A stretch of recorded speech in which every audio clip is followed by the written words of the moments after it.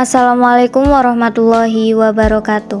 Di sini saya akan menjelaskan tentang eskatologi dalam Islam, filsafat Islam. Materi pertama yaitu memahami hakikat dan siklus kehidupan. Kehidupan yang dijalani oleh manusia sesungguhnya merupakan perjalanan panjang yang tidak hanya dibatasi oleh kehidupan dunia saja, yang berhenti atau berakhir dengan adanya kematian. Sebelum dan sesudah proses perjalanan hidup di dunia, manusia memiliki fase kehidupan yang merupakan satu kesatuan yang saling berkelanjutan. Estafeta dan kontinuitas kehidupan yang panjang itu harus disadari oleh setiap manusia, dan eskatologi menyediakan pembahasan masalah hakikat kehidupan ini.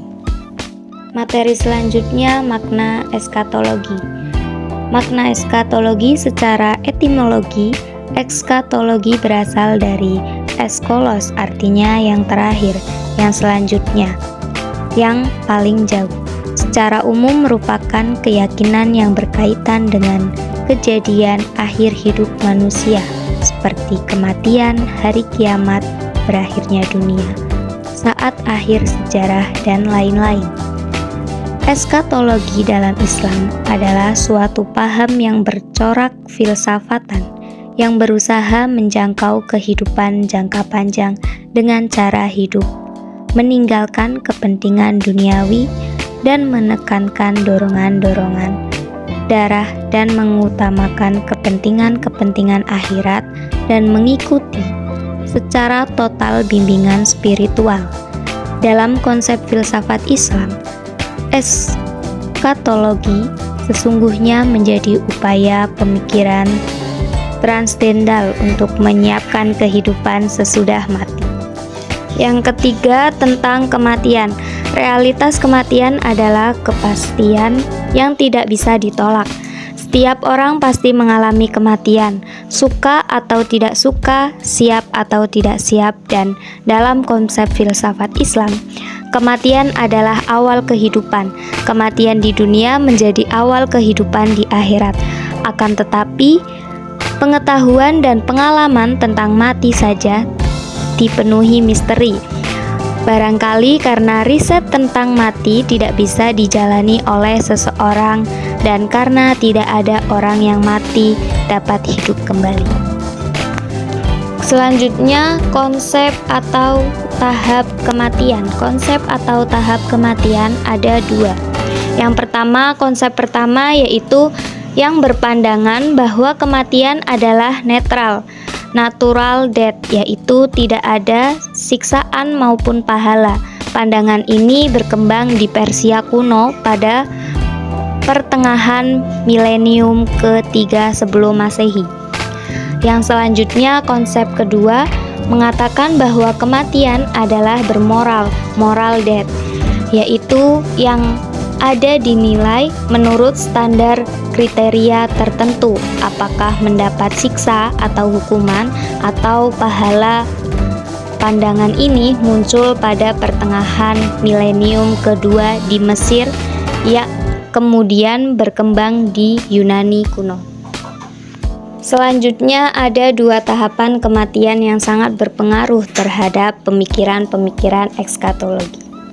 Proses kematian sendiri sebenarnya ada dua, yaitu mati kecil dan mati besar. Mati kecil adalah keterpisahan antara ruh dan jasad dalam keadaan sementara yang menyebabkan ketidaksadaran dan lainnya. Pengalaman batin atau ruhiyah, yaitu pada saat tidur atau pingsan dan mati suri. Kemudian mati besar adalah keterpisahan ruh dan jasad untuk selamanya, untuk selanjutnya akan menjalani proses kehidupan pada tahap berikutnya. Dengan demikian, kematian adalah pintu gerbang menuju kehidupan tahap keempat, yaitu alam kubur dan barzah. Berbeda dengan pemahaman materialisme yang meyakini kematian adalah akhir dari segala kehidupan. Materi keempat selanjutnya, life after death atau kehidupan setelah meninggal. Dalam konsep pemikiran filsafat Islam, kehidupan yang akan dijalani manusia setelah kematiannya berlangsung dalam alam kubur yang bersifat spiritual, ruhaniyah, dan metafisik. Karenanya, proses ini dialami oleh ruh saja, bukan dengan jasadnya. Materi selanjutnya, hari kiamat dan kebangkitan. Hari kiamat adalah hari kebangkitan dalam kehancuran, yaitu dibangkitkannya manusia setelah terjadi kehancuran total. Adalah kehidupan alam besar, ditandai dengan goncangan dan terganggunya keseimbangan alam, kehidupan alam, sehingga terjadi kerusakan yang dahsyat. Pada saat kehancuran total itu, akan ditegakkan sesuatu pengadilan yang dijamin keadilannya oleh Tuhan, karena manusia dibangkitkan kembali untuk menghadapi hari pengadilan itu. Dia yang menjadi saksi-saksi adalah anggota tubuhnya sendiri, antara lain lisan, tangan, dan anggota kaki yang terlibat dalam melakukan perbuatan yang diputuskan dalam pengadilan itu. Sekecil apapun perbuatan kebajikan akan ditimbang dan tidak akan dirugikan sedikit pun. Selanjutnya, surga dan neraka. Surga dan neraka adalah bagian dari perjalanan jauh dari kehidupan akhirat dan sering digambarkan seperti tempat untuk pembalasan atas perbuatan manusia di dunia.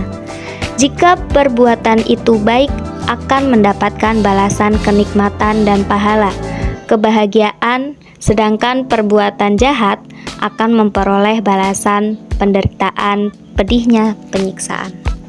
Materi yang terakhir, perjalanan menuju Tuhan. Pada dasarnya, peristiwa-peristiwa gaib sesudah kematian manusia di dunia tidak dapat dijangkau dengan pendekatan ilmu, karena memang tidak pernah menjadi objek kajian ilmu. Akan tetapi, jika sesuatu itu tidak ada, oleh karena itu, yang diperlukan adalah adanya pendekatan yang lain yang memungkinkan seseorang menjangkau kegaiban. Dalam konsep filsafat Islam, kehidupan akhirat adalah kehidupan yang berjangka panjang dan jauh.